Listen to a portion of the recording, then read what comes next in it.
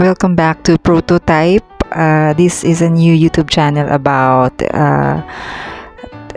idea that can spark hope, guys. So I'm trying to cultivate creativity.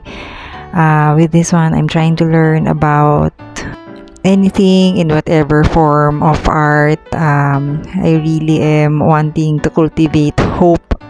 I myself, guys, through doing other things aside from exercising. So yes, I don't really know if I'm doing this thing right.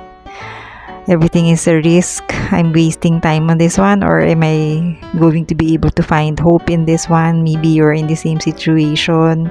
So first thing, I've done a lot of trials before I posted this one, guys. It took me a lot. I know this is not something great, not a great illustration, but somehow trying. I will link down below, guys, my other YouTube channel. So guys, again, so I hope I'm passing on the encouragement of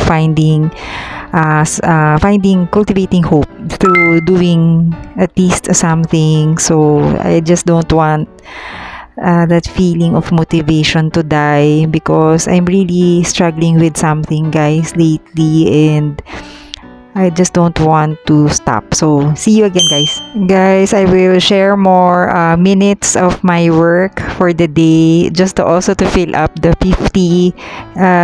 the required 50 shorts video to be able to come up with the live stream or vlog. I appreciate your time, guys. Please do subscribe, like, share, and comment so I can go on with this journey. Thank you, guys. Here's my other exercise channel. Thank you.